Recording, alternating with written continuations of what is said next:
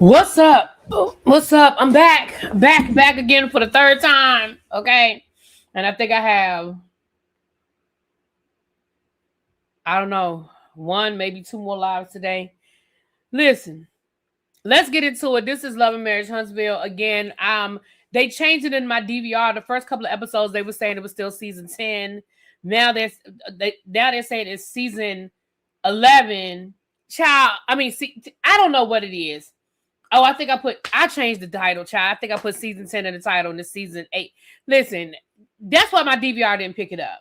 Because they done switched it over to season 11. I don't know what they're doing, but I will change the title because I think I still have season 10, episode 3 instead of season 11, episode 4, I think.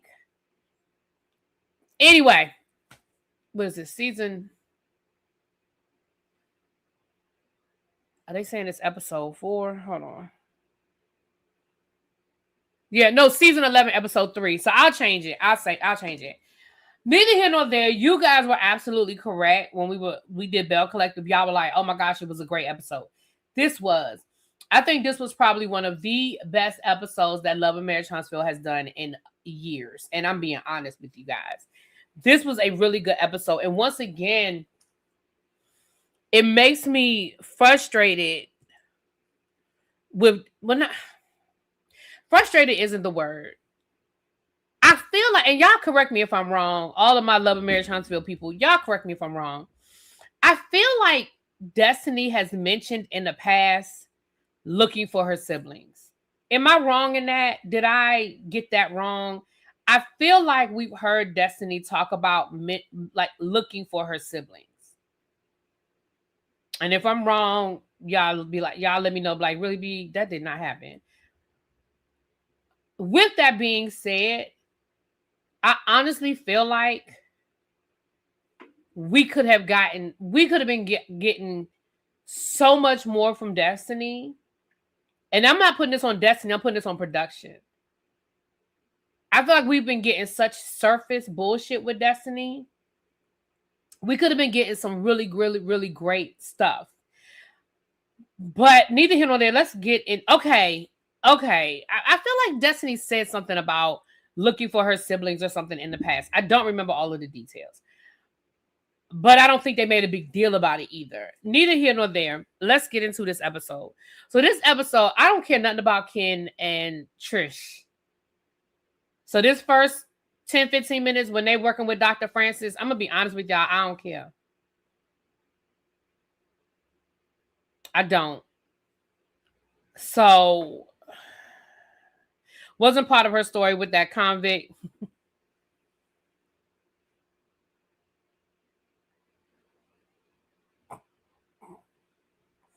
Why y'all just be saying stuff in the chat and then I gotta read it? Anyway, she was looking for them when she traveled to Detroit. That's why I'm asking you, Chuck. I don't remember, but I feel like she has mentioned it in the past. I do feel like she's mentioned it in the past. But I don't care nothing about Trish and Ken. So can we agree to bypass that scene that none of us care about? Like, shout out to Dr. Francis, child. I Love and Marriage Huntsville, keep Dr. Francis working, okay? But I don't care. So moving right along. We're in Detroit. Okay. Chuck said, okay, so Sweet Pea agreed with Chuck. So they did mention it before. I really feel like rather than giving us this bull hockey story last season with her dating all of Huntsville, I don't know. And I don't put that on Destiny because I feel like Destiny has told production. I just feel like production didn't care to follow that story. But I feel like, anyway, we're in Detroit. And Destiny is with her sister, one of her sisters. Now, at this point, Destiny has found all of her siblings. And I guess another reason why I feel like production could have done so much more is because we got so much in this episode. So I may jump around, you guys, but we got so much out of this episode as far as all the work that Destiny put in looking for her siblings. That's her aunt. Later on in the episode, her aunt talks about how they had one phone number, and from that one phone number, Destiny was able to find all of her siblings.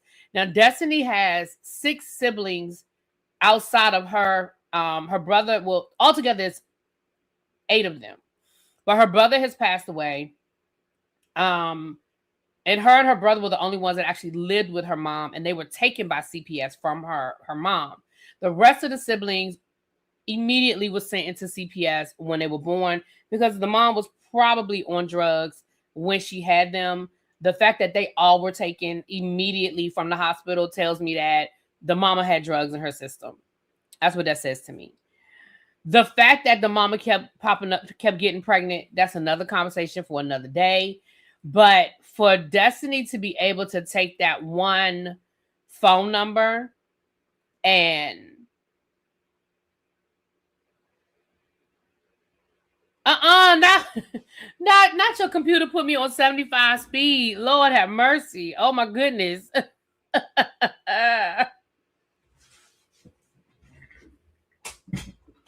Hold on, y'all. I'm telling y'all now what I'm asking for my birthday. On my birthday list, I know y'all are like, your birthday. I'm not doing no wish list this year. I'm just asking people to donate to the chair fund. I'm gonna buy me a nice chair, a nice computer chair for my birthday. And that's all I'm asking for. Cause that's it. That's all. Moving right along. This chair. Lord, this chair. Moving right along.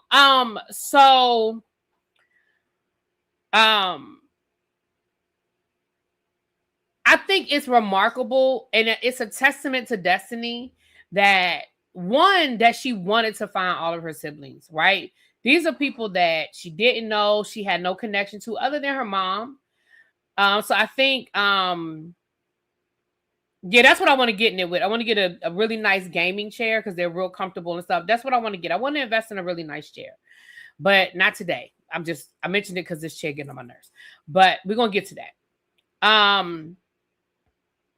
I just think it's a testament to Destiny to say, I want to find all of my siblings. And then for her to put into the effort, and I'm sure money and time, to find all of the siblings. She said that they were all, she said that they were all adopted into really nice families. So, I mean, that's great to hear. She said that her grandmother, every year on Facebook, her grandmother would post pictures of the kids and say, does anybody know who these children are? And her phone number. Like, this family was looking for these kids. And this is going to be the first time that all of the kids are going to be together. I guess she found the last daughter, which was the young lady we met. I believe her name was Rachel, the young lady that we met, that Destiny was in that first scene with at the hotel room, where so this is going to be the first time that all of them are going to be together and that all of them are going to meet their mom or want to meet them. The ones who wanted to, because a couple of them was like, yeah, no, I'm good on that. I don't need to meet her. Paula. Oh, Lord. I said Rachel. Paula. Okay. With that being said, the Scot ladies come in and ask her, is there anything they can do? I'm sorry, y'all. I got it. I'm sorry, y'all. Don't cuss me out. Paula. Don't cuss me out. Paula, not Rachel. I'm sorry. Don't get in the comments and cuss me out either, please. I already corrected myself. I said her name is Paula and not Rachel. Shout out to Ravine and Halfpin, and shout out to Charlene. I got it. Don't leave it in the comments. Cajun. Don't leave it in the comments. I done corrected myself. Please and thank you. Okay. The Scot ladies come through and they are like, look, what can we do to help? How can we support you? I love that for them. I love that later on when they were talking to Marceau and oh Lord, I was going to say Martell. Marceau and Maurice. I love how Kimmy was like, listen, sometimes when you're in something, you don't know what you need until you need it.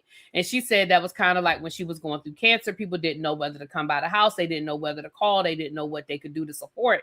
And sometimes when you're in a situation, you don't know how to tell people to support you. You know, you don't know what to tell people. You don't know how you're going to feel. You don't know if you're going to want support. I mean, not support. If you don't want, so I love that they were like, hey, we're here. You call us, you let us know how we can support you and what that looks like. And I love that Destiny said, hey, look, this first meeting is going to be kind of intimate, but after I meet my mom, that's probably when I'm going to need you. I'm going to probably need y'all because I'm really anxious and nervous about that part. So I can appreciate that. Now, outside of stupid Tish, Letitia, Letitia, child, all these lattes. With that whole issue she had with Destiny, putting that aside, I love the fact that they were there for her and they were there to support. So with that being said, I'm going to put that there and I'm going to move it to the side. How did the grandmother get pictures of the kids to post on Facebook if they were taken at birth? I don't know, Charlene. That's a good question. I don't know.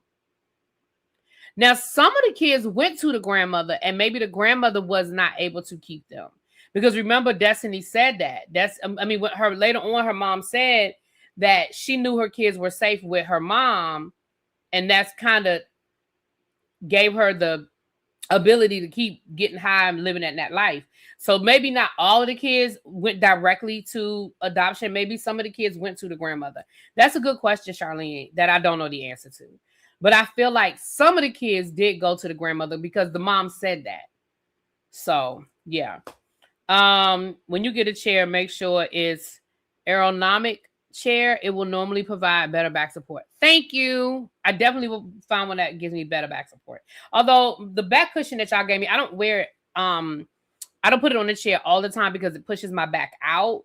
But when I'm watching TV, I use it. When I'm going live, I don't use it as much, but because it's weird. I don't know. It makes me sit up in a weird way. But when I'm watching TV, I use it so that when I go to lean back, it's hard to describe. With this chair, that cushion, the way it kind of pushes my back, it's weird. Anyway, but I use it when I'm watching TV. And the grandmother did. The grandmother looked so sweet. So we see Destiny and Paula in the car on their way, and you could tell both of them are nervous. Destiny kept fidgeting with stuff. She kept moving stuff around. She kept going in and out of her bag, and you could tell she was nervous. You could tell she was anxious. They get to they're meeting at some sort of like social club type situation. Look like like a rental hall, and the family is there. The aunts are there, uncles, all of the siblings, grandma, and I love it. I love it. I love it. I love it. I thought it was a beautiful moment. I feel like we saw Destiny in a way we've not seen, and I know a lot of people don't like Destiny. I know Destiny gets a lot of flack on this show for different reasons, but I really feel like we saw a different side of Destiny in this episode. A very vulnerable side. And I also think maybe it explains just a little bit why Destiny is the way she is, why she's guarded, and I like in the next week's episode, Marceau calls her aggressive, and she said the wrong A, I'm assertive. And I love that. And I think sometimes people do confuse assertion and aggression. Because being aggressive does have a negative tone on it. But sometimes people are assertive and people take it as aggression. But anyway, we'll have that conversation next week. Right, Raven, this is the most vulnerable we've seen Destiny. I appreciate the transparency. And I even appreciate later on in the episode when she broke the fourth wall. Sometimes it's okay to break the fourth wall and it doesn't fuck up the show. She said, hey, I'm not sure how my mom is going to act with the cameras here. And I'm not even sure if I want that moment to be seen to the world, because I don't know how my mother is going to show up and what she's going to say. And she kept saying, my mom is a pistol. My mom is feisty. My mom, like she kind of kept putting stuff out there so you would know this is the person we're going to get. And I thought that again, even with that was very transparent in saying, I don't know what I'm going to get. And I don't know if I want the world to see that. That was so real to me. It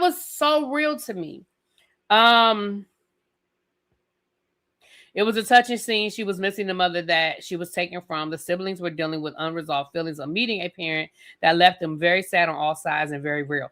Miss Cat, absolutely. Absolutely. The conversation with her family, and let me tell you something else I loved too. You can definitely tell Destiny's has gone through therapy. Excuse me. Something else I love that Destiny said, when the aunts were telling the story about her mom and how her mom used to be that girl and how her mom, sang in the bars and was in a motorcycle club, and she used to ride around in limos, and she was always on, and she was beautiful and talented, and she was that girl. I love how Destiny said, when I hear you guys talk about the woman you guys knew growing up, I appreciate hearing it, but it makes me sad because that's not the woman that raised me. That's not the woman that I know. And I appreciate hearing those stories. But basically, in a nice way, she was trying to tell them, y'all got a version of her that I didn't get. And y'all remember the good side. Y'all don't want to and I appreciate that they don't want to focus on what we know now, but y'all are getting the good side of her. Y'all aren't necessarily getting the side that I got to know. And now let's digest that. Let's digest what they said about her mama. I'm gonna tell you what it sounds like. And I don't mean no disrespect, Destiny. If you hear this, this is no disrespect. This is just me taking my lived experience and addressing it and applying it to what I heard your family say about your mama.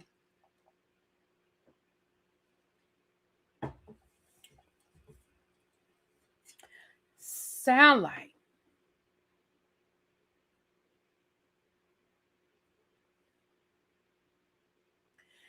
like your mama was a hustler's hoe and got strung out. And when I say a hustler's hoe, I'm not calling your mama a hoe, Destiny. That's just the term. Okay? That is a term. I'm not calling your mama a hoe, but that's the term. It sounds like your mama was out there probably dating drug dealers, dating people who were, out in them streets. She was riding around in limos. Who riding around in limos in the 80s and 90s? I know the people who I knew who was riding around in limos in the 80s and 90s, okay? Hanging out at the bars, in the motorcycle club. Sound like your mama was out there and got strung out. And that's no disrespect, because I think I would venture to guess 95 to 100% of black families have a family member that was affected by the crack epidemic. I know I can raise my hand, right? So I think the majority of us have had that experience in our family. I mean, and this is Detroit. Thank you, Halfpen. Baby, this is Detroit. Your mama was probably hanging out with Big Meech and them. Was your mother hanging out with the BMF people? Hold on, y'all.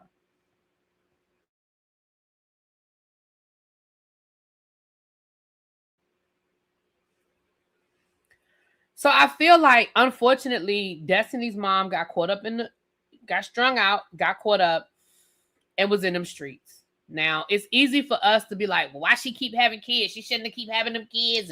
And we could get into the social, the psychology and the sociology of it. I ain't here to do that today.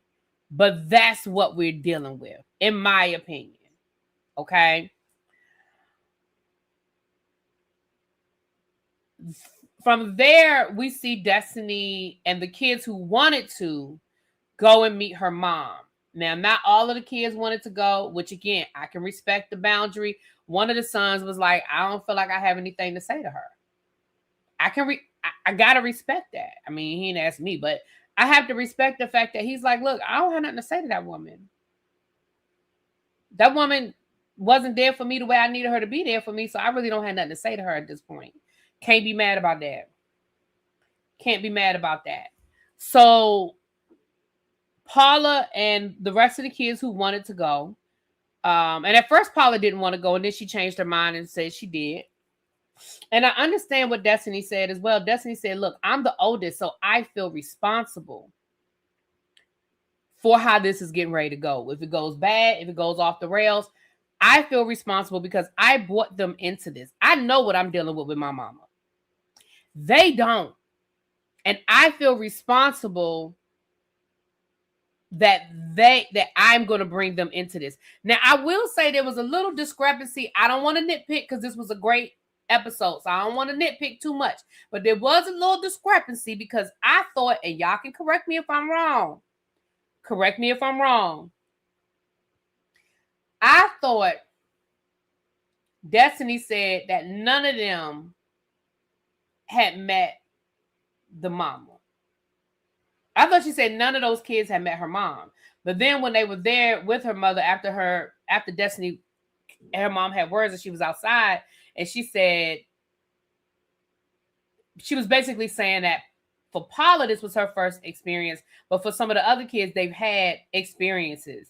So I'm a little, again, and y'all correct me if I heard that wrong, because I don't want to be too nitpicky, but it sounded like they were like, yeah, they didn't have an experience, but now they do. I don't know. Y'all let me know, because again, I don't want to be too nitpicky, but yeah.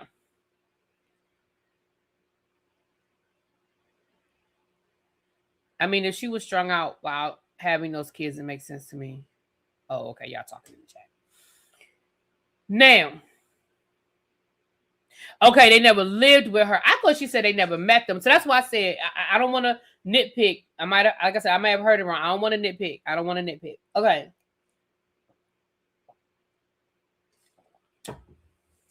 So we see her meet Rhonda. That's her mama's name. She called her Rhonda. I don't blame her. To her, that's Rhonda. It is clear when Rhonda walks in the door, it is clear that Rhonda has lived a rough life. She's very thin, rail thin. It's very clear that Rhonda has lived a rough life. She sits down and they kind of, hey, how you doing kind of thing. And Destiny says, this is Paula. This is your daughter. And she said, oh, hey. I think Destiny expected her mom to have a reaction. Her mother did not have a reaction. Her mother was like, well, hey, nice to meet you. And I think from that point forward, it sort of just kind of went downhill because she was looking for a reaction.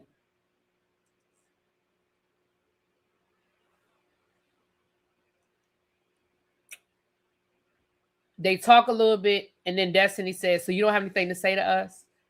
And her mother was like, what am I supposed to say? Like, what you want me to say? Again, I think Destiny was expecting something that wasn't coming from her mom. Destiny was looking for something that wasn't coming. And in a minute, I'm going to give y'all the flip side in a minute. They end up getting into an argument, and the mother said, hey, Destiny done made me a whole lot of promises that she never kept. It sounds like Destiny made her mother a lot of promises if she got clean. Like, hey, if you get clean, I'll help you get a place. If you get clean, I'll help you get on your feet. If you get clean, I'll do this for you. I'll do that for you. And like Destiny said, she said, okay, yeah, I said those things, but what happened? You went back out on the street. So like, I made those promises contingent on you getting clean. I wasn't just going to give you carte blanche. There was some things there that I was looking for. And again, from there, the conversation just kind of went off the rails. Destiny got upset. She was like, it's a wrap. I don't want to do this anymore. Later on, we end up seeing Destiny talking to one of her sisters and saying, look, this is just what it's always been with us. I do want to talk to her before I leave and just let her know, look, I love her. And then we heard her mother singing. We heard her mother singing gospel. And you could tell Destiny got emotional because she said, my mother, even through everything she's been through, still has a beautiful voice and still singing for the Lord. And I remember my mother singing to me. And what she was doing was she was singing to Paula. Which tells me that after Destiny left and after the cameras left, there was something else going on inside of the house. I ain't saying that the mama broke down, and I'm not saying that, but something else transpired because we heard the singing. So Destiny had a final conversation with her mom where she basically was like, look, I love you. I don't want us to keep going back and forth. The mama was like, we don't keep going back and forth. You keep going back and forth.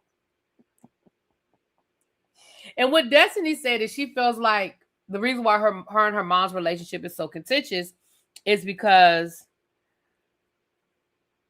I remind her, because I'm the only one that's alive, that she actually raised, that she has to actually had to deal with that loss. I remind her of those things. And so I get a lot more of the pushback from her.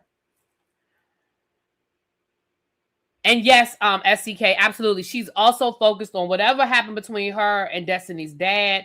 But I'm going to be honest with you. I think her anger at the father is that he was the one that raised Destiny. In her mind, now I'm going to get to the other side now. In her mind, I'm not saying this is rational, you guys, but in her mind, Destiny's father took Destiny from her. The rest of the kids, she can disassociate because they were adopted into other families. It doesn't sound like any of the other kids were raised by their father. Destiny's the only one that was raised by her father. So I think that's part of where the anger comes from her dad. It's not rational. We know that it's not a rational thought, but she's a drug addict. She's not going to have rational thoughts.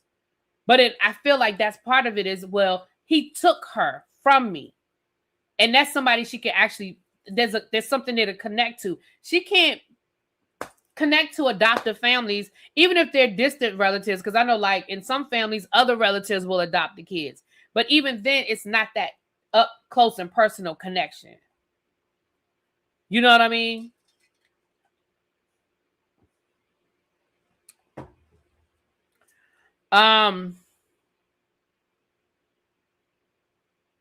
Yeah, she definitely was. Destiny was definitely nervous about what might come out her mama mouth. Like you can definitely tell she was nervous about what might come out of Rhonda's mouth. I mean, you know that. Yeah, someone to place blame on. Now let's flip the script for a second. Y'all know I want to come from the other perspective on this one. And I'm not saying for Destiny. I'm talking about for us. I'm not talking because Destiny, that's her mama. Destiny has a right to feel however she want to feel, and she don't have to give her mama no grace. That's her mama. And I'm gonna put a full stop on that. But as I was watching this episode, well, really, as I was watching this scene with the kids and with Rhonda.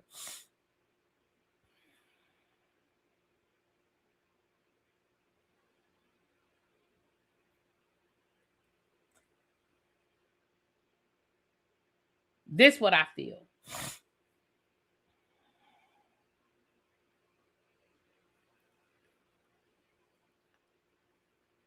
I can't imagine being strung out on drugs for 30 years of my life. How old is Destiny? Destiny's in her late 30s, maybe even 40s, maybe, but she's definitely in her late 30s.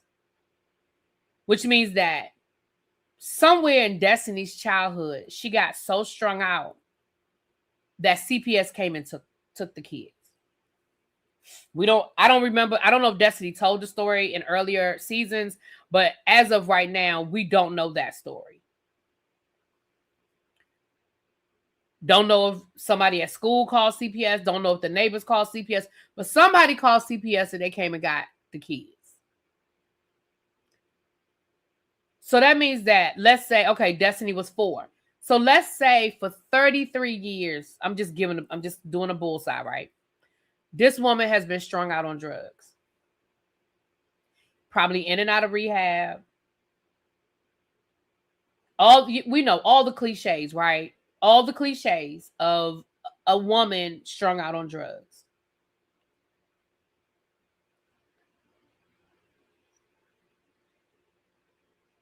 Her mother is hard. But in her sober moments, not when she's high, in her sober moments, can you imagine having to process that you have given birth to 8 children, and if you walk past them on the street, for the exception of Destiny, and you walk past them on the street, you wouldn't even know you wouldn't even know that was them? Can you process all of the abuse that this woman has probably gone through? Physical, mental, sexual abuse that this woman has probably gone through and endured. Drugs is an addiction. And like Destiny said, and again, that's her mother, so I'm not going to judge Destiny for feeling the way she feels. That's her mom. But when Destiny said, I just don't understand why she won't just go get clean, it's not that easy. Unfortunately, some people never get clean. It's unfortunate. Some people can do it. Some people can get clean, fall off the wagon, get clean, fall off the wagon, get clean. Some people just can't do it at all. Some people can never, ever, ever do it.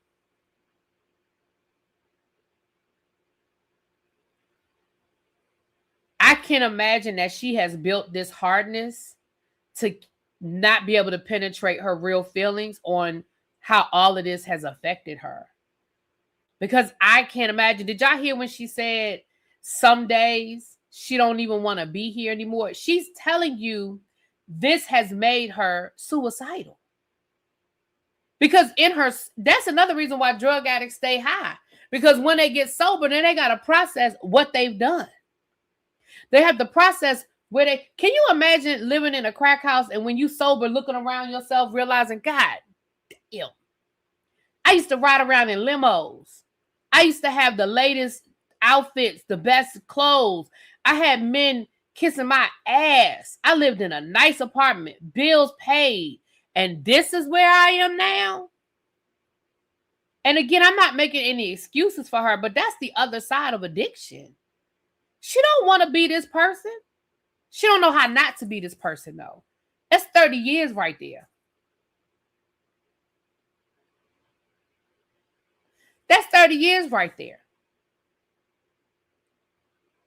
And if it were easy, if it were just a matter of her going to get rehab and getting clean, y'all don't think, and when I say y'all, I mean in general, y'all don't think that's the option she would want to take?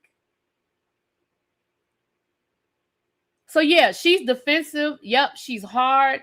Yeah, she's coming off as if she has no emotion and no feeling. Y'all think she don't feel nothing about the fact that she's sitting in a room with 6 out of her 8 kids, and Destiny's the only one that she knows?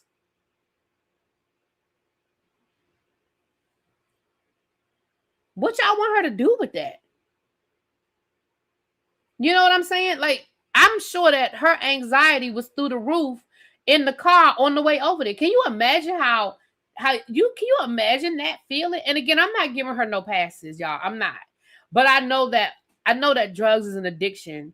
And once you become an addict, your decisions are not your own. Your decisions are driven by that drug.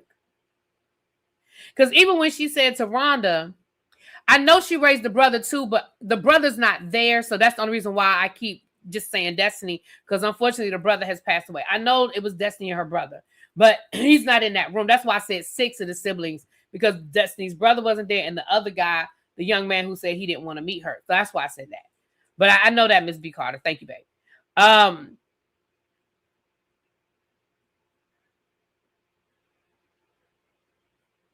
It's one of those, it's just, I don't know. When I was sitting there, that's what I was thinking. When Destiny wasn't getting the response she wanted, I was like, Destiny, she giving you the best she got. It probably took everything in her to get there, to get dressed, to get to there. And I don't know if she was high or not. She didn't seem like she was high. But can you imagine? No, you good, baby. No, you're fine, Miss B. Carter. You're fine. You're fine. But can you imagine what it took her to get it together, knowing it's going to be on camera, right? Knowing that this is going to be filmed. And I'm not giving, again, she's not my mother. So I don't have a problem with Destiny feeling however Destiny feels. She has a right to feel however she feels. I'm just talking about us as viewers on the other side. That's all I'm saying. Drug addiction to me is nothing more than another form of mental illness. Once the person is so far gone, the addiction, they no longer function as they did. In my honest opinion, it's just so sad. Yeah. And again, we talk about 30. Can you imagine being a drug addict for 30 years? And again, in those moments of clarity when she's sober, I'm sure the reality of the world, the life that she has built is just,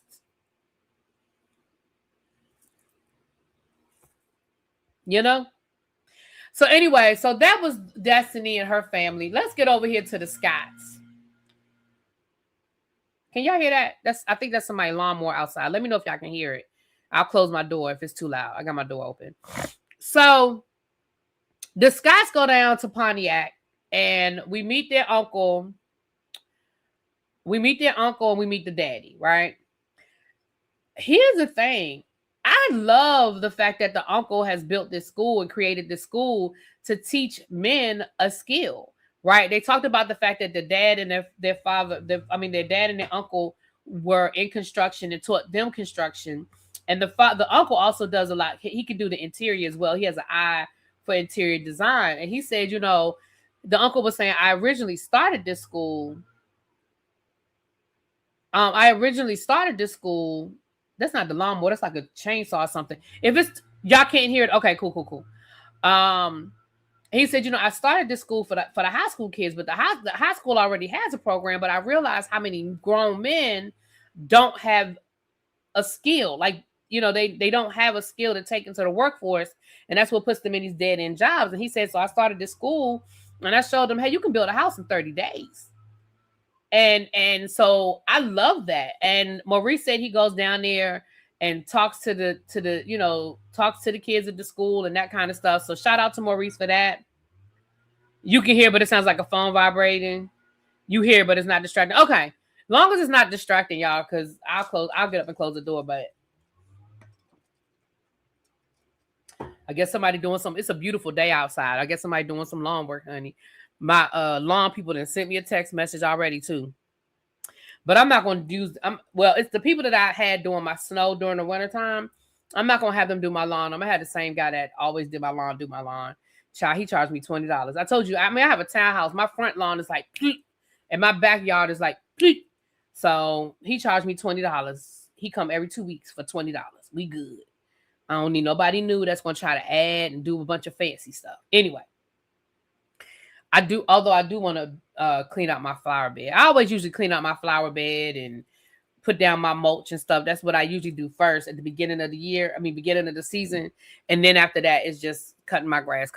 So I will get the guy to do that. But anyway, moving right along, child. Moving right along. Yeah, it's 80 degrees. Yeah, it's beautiful. I have my ceiling fan on. I got my door open. I meant to open up that window a few minutes ago, but I'll open up that window when I get off of here. Give me a nice little breeze coming through. So anyway, as they're talking to the uncle and the dad is there, Kimmy is like, look, something's going on with Daddy Scott. Like, he's normally more talkative, more, involved in the conversation. And he seems to be a little standoffish. So I'm not really sure what's going on. So the ladies end up going to have a conversation with with the daddy.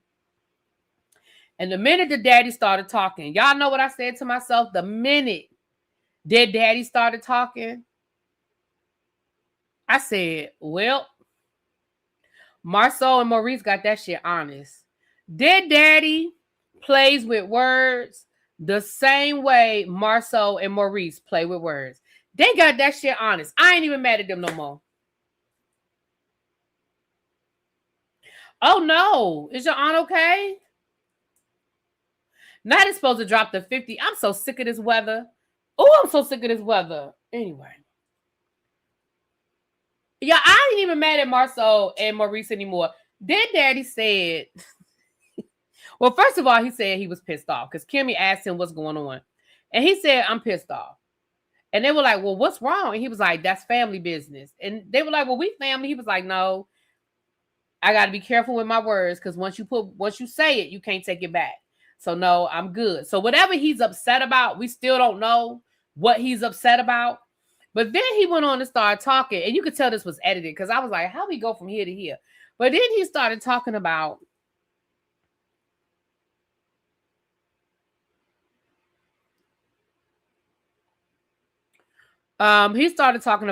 when he was an unpaid employee for the federal government. I said, it took me a minute to understand. He was talking about when he went to jail. I said, yeah, that's Marceau daddy. He said, well, when I was an unpaid employee of the federal government. You mean when you went to jail?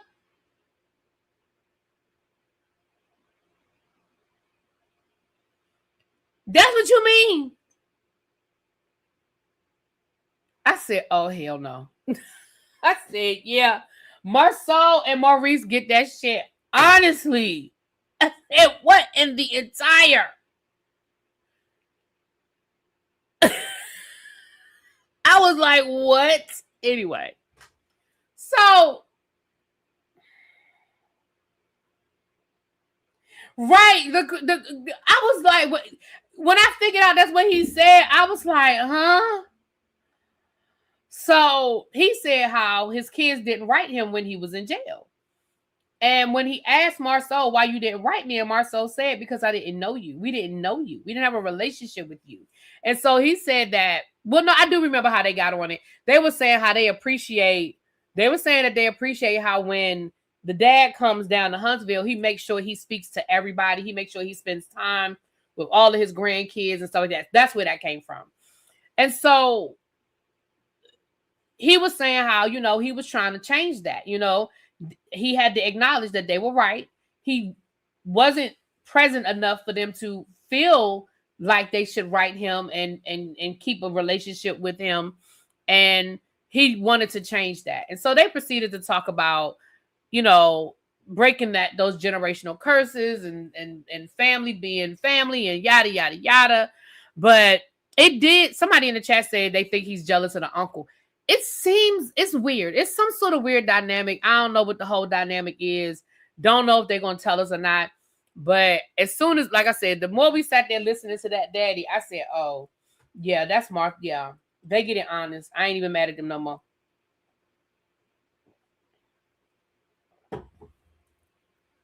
Ain't even mad at them no more. But with that being said, y'all, that was pretty much the episode. But y'all are right. It was a great episode. I'm glad I watched it. That's why I immediately decided I was going to come live and talk about it. I do not know if we're going to make the announcement today or not. My client, I'm talking about the travel, the next travel. My client is feeling a little under the weather today, and I don't want to make the announcement without them. So it may or may not be today, but if it's not today, it'll definitely be tomorrow. If you are in the travel group, I'm going to drop the exclusive inside of the travel group. So you guys, membership has its benefits. Y'all are going to get the link, the information momentarily. And then we'll do the live again.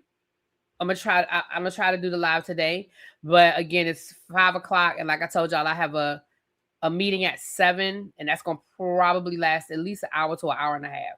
So if I don't get it done in the next hour, it's probably not gonna happen. Okay, but again, they feeling under the weather, so listen, we know what the first priority is. With that being said, y'all, we about to get out of here. I may or may not do a tribe meeting today. Just not sure. I just got a lot going on. Not a lot going on, but I mean, I've already been live 3 times today. So not sure if I'm going to do a tribe meeting today. But make sure that you guys are buying your tickets. Get your tickets July 18th. Here is the book, the author. Here is what the book looks like. If you want to order your copy you're going to get a copy at the event. If you're coming to the event, you're getting a book. So you don't need to buy a book. But she does have a workbook that goes with this, that we will use the workbook in the session. We'll use some of the activities out of the workbook in the session. So if you want to buy a workbook after the session to go with your book, you can. She's going to sign it. But I'll just read you guys a little bit of the back. So you guys, some people be like, because some people asked me yesterday, well, what is this book about? Let me read you. I'm going to let you know. Everything you've been told about dreams is wrong. Our dreams have been hijacked. Dreams aren't just fanciful thoughts. Dreams are the very reason we're here. Yet we're constantly told they're impractical, a waste of time. How to Dream by best-selling author, therapist, and entrepreneur Dee Cummings is your guide to reclaiming the power of your dreams. And she's not talking about like the dreams like when you're asleep. She's talking about the dreams you've had for your life. The dream job, the dream vacation, that's what she's talking about. I don't want nobody to think she's talking about when you're sleeping. Okay. In this inspiring and practical book, Dee uses her expertise in the art of storytelling to help you turn your dreams into a reality. Whether you're just getting started or you're well on your way, How to Dream offers doable steps and momentous mindset shifts that will make you unstoppable. Drawing from her own journey and years of experience helping others achieve their goals, you will learn 1. Practical strategies to overcome self-doubt in a world filled with rampant negativity. 2. Powerful affirmations to fuel your success. 3. Actionable steps to put your dreams in motion. And 4.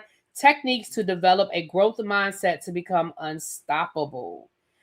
This book is packed with affirmations, strategies, and practical advice. How to Dream is the essential toolkit for anyone ready to take their life into the next level. If you're struggling to find your direction, the course this book will inspire you to dream bigger, push harder, find freedom, and create the life you've always imagined. Don't let another day pass without pursuing your true potential. It's time to make your dreams a reality starting now. So even if you are not in the DMV area and you can't get here, go on Amazon right now and you can order the book. Somebody asked me, was I going to stream this event? I'm not. But, I may talk to Dee about us doing, she does do online sessions. If you follow her Instagram, she does do Zooms online. She goes through certain affirmations. And it's actually helped me with some things I have working on to help me get some shit done, right? So join us. The ticket, the link for the ticket, I'll put it in the chat right now before we get out of here. And I hope to see you guys there. Like I said, some people have already started purchasing tickets, so I hope to see y'all there. With that being said, mwah. Oh no, I said I was gonna put the link for the chat. I'm gonna put the link for the tickets in the chat first. Hold on, let me get the link, child. I need to copy this. I didn't put it in the chat because anyway, it's hard to explain, but it's hard to put the link in the chat. From my review channel, I have to log out of my ReallyBTV email. Like Google, and log into the. It's extra. Anyway, there's the link for the tickets. Yes, Raven, you get a copy of the book. You will. Part of the price of the ticket is the book. She'll sign it, and this is the part of the price of the ticket. Yep. You will absolutely walk away with a book. Yes, ma'am. All right. With that being said, we're gone. Peace.